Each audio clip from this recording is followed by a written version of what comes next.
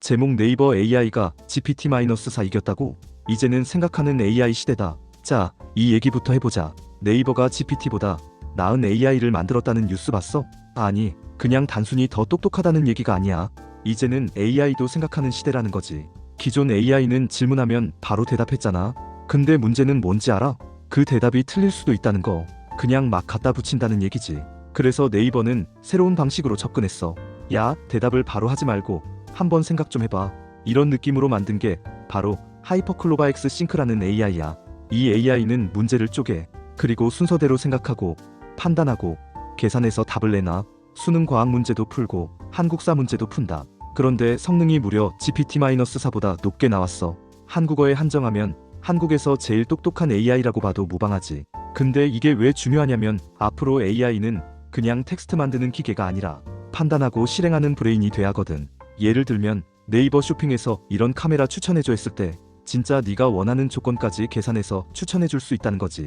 여기서 핵심은 뭐냐? 네이버가 드디어 진짜 경쟁하겠다고 선언한 거야. 그동안 구글, 오픈AI가 다 해먹고 있었는데 이젠 한국형 AI로 반격하겠다는 의지를 보여준 거지. 이게 단순한 기술 자랑일까? 아니야. AI 주권을 지키겠다는 정치적, 경제적 선언이기도 해. 왜냐면 앞으로 AI가 검색, 쇼핑, 콘텐츠 추천, 교육까지 전부 먹어치울 거거든. 근데 그 기술이 다 미국 기업한테 있으면 어떻게 될까? 우린 그냥 소비자일 뿐이야. 그러니까 이번 싱크 모델은 기술적 진보 국가 전략이 섞인 꽤 중요한 시도야. 그리고 네이버는 일부 오픈소스로 공개할 거래. 우리만 잘 먹고 잘 살겠다가 아니라 한국 개발자들도 같이 키우자는 거지. 한 줄로 정리하면 이거야. 이제는 대충 말 뱉는 AI 시대는 끝났다. 생각하고 판단하는 진짜 AI 시대가 왔다. 제목 사우디 미래 도시에 네이버가 들어간다고? 이 얘기 들으면 좀 놀랄 수도 있어. 네이버가 도시 건설에 참여한다는 말 들어봤어? 진짜 건설? 벽돌 들고? 아니지. 그런 건 현대건설이 하고 네이버는 스마트 시티의 두뇌를 맡는 거야. 사우디가 지금 수도 리야드의 뉴무라바라는 엄청난 미래 도시를 짓고 있어. 도시 규모가 여의도의 5배.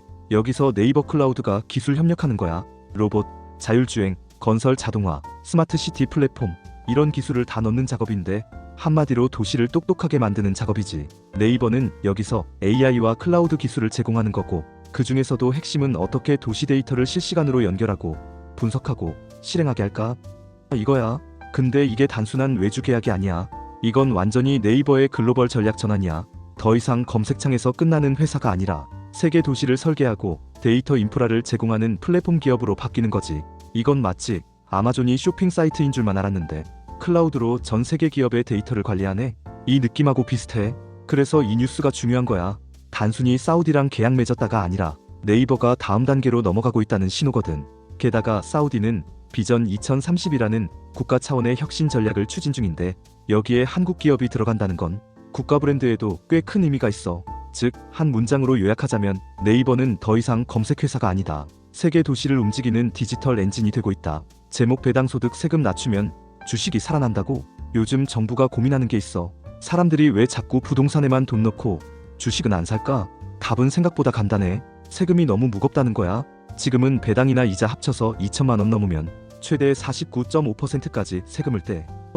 50% 가까이 가져간다고? 그럼 누가 배당 받고 싶겠냐고. 그래서 정부가 이걸 손질하겠대. 배당소득 분리과세라는 걸 추진 중이야. 이게 뭐냐면 배당소득을 따로 떼서 세금을 낮춰주는 거야. 예를 들어 KT 같은 고배당주는 세금 혜택을 받아서 주주 입장에선 실수령액이 많아지는 거지. 그러면 어떤 일이 벌어질까? 기업은 배당을 더 줄 유인이 생기고 투자자는 그 주식을 더 사고 싶고 주식시장은 자연스럽게 돈이 몰리게 돼. 이게 바로 정부가 말하는 생산적 자산으로 돈을 돌리자는 전략이야. 부동산 투기 말고 기업 투자로 유도하겠다는 거지. 근데 여기서 인사이트 하나? 정부는 모든 기업에 다 이 혜택 안 줄 거야. 배당 성향이 일정 수준 이상인 기업만 대상이야. 쉽게 말해 주주한테 잘하는 기업한테만 당근 주겠다는 거지. 이게 시장에 어떤 메시지를 줄까? 야, 배당 좀 제대로 줘라. 그럼 너네 주가 올라갈 수 있어. 이렇게 압박이 들어가는 거야. 그래서 이 정책이 제대로 실행되면 한국 주식시장의 체질이 바뀔 수 있어. 주주환원이 선택이 아니라 전략이 되는 거지. 결론? 세금이 정책이고 정책이 시장을 움직인다. 이번 분리과세 개편은 단순한 세율 조정이 아니라 한국 주식 문화를 바꾸는 큰 판일 수도 있어. 제목 코스피 3000 다시 돌아왔다고 좋아해도 돼? 야, 코스피 3000 다시 넘었대. 이 말 들으면 어때? 오, 주식시장 다시 살아났나? 이런 생각 들지? 근데 잠깐, 단순히 숫자만 보고 반가워할 일은 아니야. 이번 3,000포인트 돌파는 단지 주가가 올랐다는 게 아니야. 시장이 바뀌고 있다는 신호야. 왜냐고? 한국 시장은 오랫동안 저평가의 늪에 빠져 있었거든. PBR 낮고 배당도 적고 지배구조 복잡하고, 그래서 외국인도 안 들어오고 기관도 안 사. 개미만 덜덜 떨면서 버티던 시장이었지. 그런데 이번 정부가 바뀌고 나서 뭘 했냐? 기업 가치 올려라, 주주한테 잘해라, 장기 투자 유도하자, 이 세 가지를 밀어붙였어. 그랬더니 기업이 움직이기 시작했지. 자사주 소각, 배당 확대, IR 적극 대응, 이런 게 줄줄이 나왔고 시장이 반응했어. 즉 이번 3천은 그냥 유동성 때문이 아니라 신뢰로 오른 숫자라는 거야. 투자자, 기업, 정부, 이 셋이 방향을 같이 맞췄을 때 시장에 변화가 생긴다는 걸 보여준 사례야. 그래서 중요한 건 이거야. 이게 일시적인 반등이냐, 체질 변화의 시작이냐? 나는 후자에 가깝다고 봐. 왜냐면 지금 외국인도 들어오고 있고 기업도 수치 중심 경영으로 바뀌고 있거든. 그러니까 지금 우리가 할 일은 3천이 다시 왔다에 취하지 말고 그 다음이 어디냐를 보는 눈을 가져야 해. 제목 KT, LG유플 폭등 이유? 세금 덕분이다. 요즘 통신주 들여다봤어? KT, LG유 플러스, 심지어 SKT까지 줄줄이 신고가야. 이유는 간단해. 정부가 배당소득 분리과세 해주겠다고 하니까 고배당 종목에 돈이 몰린 거야. 통신주는 대표적인 고배당주야. KT는 작년 배당 성향 117%. 뭐야? 100% 넘었어? 맞아. 회사가 번 돈보다 더 나눠준 거야. 배당 주계의 해자 중 해자지. 그래서 증권가도 얘기해. 배당 세금 줄어들면 통신주는 수에 톡톡히 볼 거다. 이 말은 이 종목들 더 오를 가능성 있어요 라는 거지. 근데 여기서 우리가 챙겨야 할 포인트, 단순히 배당만 보면 안 돼. 정책 방향이 어디로 향하냐가 핵심이야. 이번처럼 배당 우대 정책이 나오면 기업들도 주주환원 전략을 더 신경 쓸 수밖에 없어. 그러면 통신주뿐만 아니라 다른 고배당 업종들도 움직일 수 있어. 예를 들어 은행, 건설, 보험, 이런 데도 배당 많이 주는 데 많거든. 결국 이번 정책은 주주를 대하는 기업의 태도에 판을 흔들 수 있어. 앞으론 성장만 하는 기업보다 잘 나눠주는 기업이 더 매력적일 수 있다는 거지. 그러니까 주린이 친구들, 이런 흐름을 잘 기억하자. 정책이 움직이면 주식도 움직인다. 이번엔 배당이 열쇠다. 제목 14% 이자에 세금도 없다. 큰손들이 브라질 국채에 미친 이유. 야, 요즘 부자들이 어디에 투자하는 줄 알아? 놀라지 마. 브라질 국채야. 응? 갑자기 왜 브라질이냐고? 이유가 어이없을 정도로 간단해. 이자가 무려 14%. 게다가 세금이 0이야. 진짜 이자 소득에도 매매 차익에도 세금이 안 붙어. 한마디로 고금리 비과세라는 완벽한 콤보지. 왜 이러냐면 1991년에 한브라질 조세협약을 체결했는데 그 덕에 세금이 안 붙는 구조가 지금까지 유지되고 있어. 부자들이 이걸 그냥 지나치겠냐? 올해 상반기에만 959억 원어치를 순매수했대. 작년보다 2배 늘었다. 6월에는 역대 최대 순매수 기록도 세웠고. 근데 여기서 잠깐, 이게 그렇게 쉬운 투자는 아니야. 왜냐고? 환율이라는 복병이 있거든. 예를 들어 헤아라 가치가 떨어지면 14% 이자를 받았더라도 환차손 때문에 전체 수익이 마이너스로 전환될 수 있어. 그러니까 브라질 국채는 단순히 고금리 보고 달려들면 안 돼. 환율 리스크를 얼마나 감당할 수 있느냐가 핵심이야. 요즘엔 다행히 헤아라가 반등세를 보이면서 과거보다 리스크가 줄어들긴 했지만 어쨌든 이건 진짜 잘 따져봐야 하는 투자야. 그리고 이건 또 하나의 신호이기도 해. 한국 금융소득 종합과세가 너무 과하다는 불만이 고액 자산가들 사이에서 현실적으로 움직이고 있다는 거지. 결론? 돈 있는 사람들은 절세를 위해서도 해외를 본다. 그게 브라질이든 미국이든 어딘가든 말이야. 제목 미국, 태양광 죽이기 시작했다. 이 법안이 진짜 무섭다. 이번엔 미국 얘기 좀 해보자. 미국에서 이상한 법안 하나 나왔다.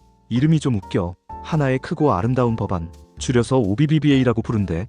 근데 이게 내용은 하나도 안 아름다워. 태양광 풍력 기업한테 완전 독이야. 핵심은 이거야. 태양광 설치하면 받던 세금 혜택 있잖아. 그걸 앞으로 줄이겠다는 거야. 게다가 중국산 부품 쓰면 세금 추가로 물리겠대. 미국식 표현으로 말하면 페널티. 이게 얼마나 무섭냐면 미국에 태양광 공장 짓고 있는 하나큐셀도 이거 맞으면 단가 경쟁력 확 떨어진다는 거야. 그럼 미국에서 태양광 패널 설치하려던 사람들 입장에선 갑자기 가격이 왜 이렇게 올라? 당연히 수요도 줄어들지. 그러면 어떻게 돼? 태양광 산업이 위축돼. 전 세계 청정에너지 투자 흐름에도 제동이 걸릴 수 있어. 그런데 미국은 왜 이런 결정을 하려고 할까? 답은 하나야. 중국 견제. IRA 인플레이션 감축법로 혜택은 주되 그 혜택이 중국산 부품으로 돌아가는 건 막고 싶은 거지. 그러니까 이 법안은 사실상 중국산 차단용 무기야. 그런데 그 부작용이 한국 기업한테도 튀는 거지. 요약하자면 이거야. 미국이 중국 때리려다 우리나라 태양광 기업도 같이 맞았다. 제목 한국 배터리, 소재 때문에 망한다. 이제는 중국도 쓴다. 배터리 얘기 좀 해보자. 요즘 K배터리 하면 멋있게 들릴 수도 있는데 속사정 들여다보면 완전 다르다. 왜냐? 소재 때문에 무너지고 있어. LG화학, 에코프로, 롯데 이런 대기업들이 해외 투자 계획 줄줄이 연기하고 있거든. 왜? 돈이 안 되니까. 문제는 단가야. 중국산 소재가 한국산보다 최대 50% 저렴해. 거기다 품질까지 괜찮대. 그러니 한국셀 기업들도 점점 중국산을 쓰기 시작했어.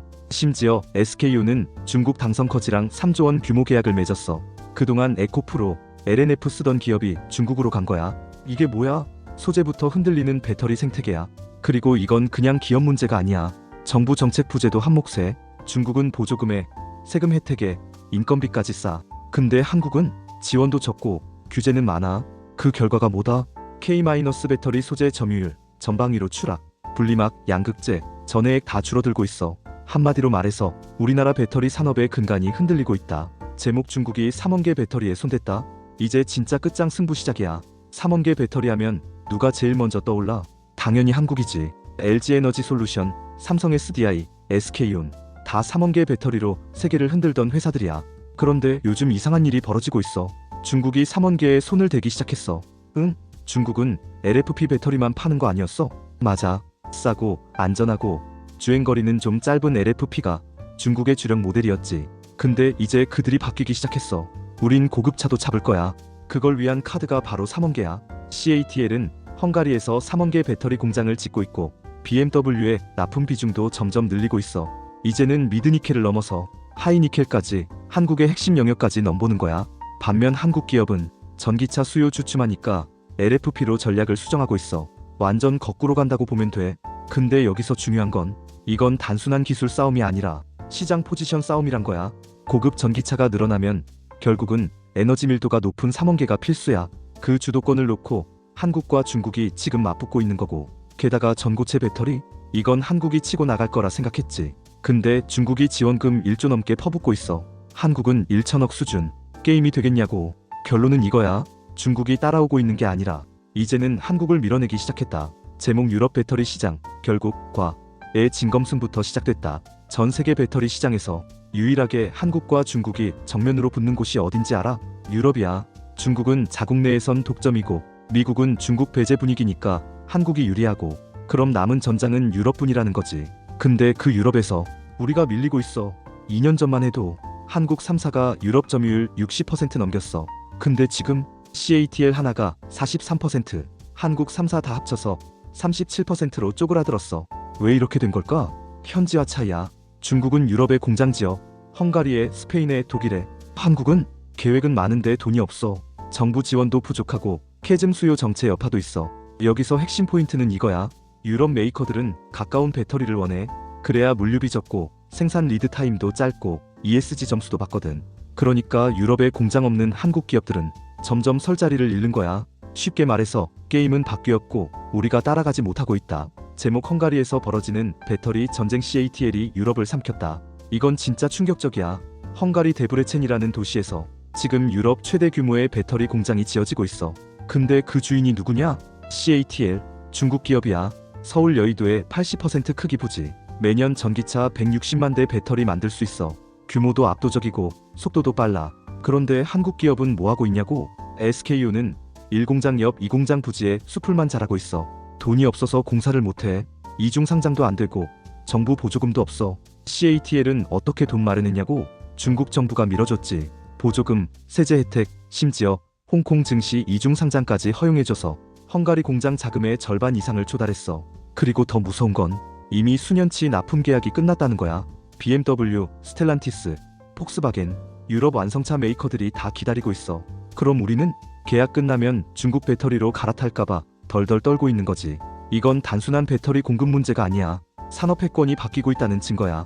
결국 배터리 산업은 기술 돈 정책이 다 맞물려야 살아남을 수 있어. 하나라도 부족하면 그 틈을 중국이 무섭게 파고들지. 결론? 이대로면 유럽 배터리 시장은 중국의 제2본토가 될 수도 있다.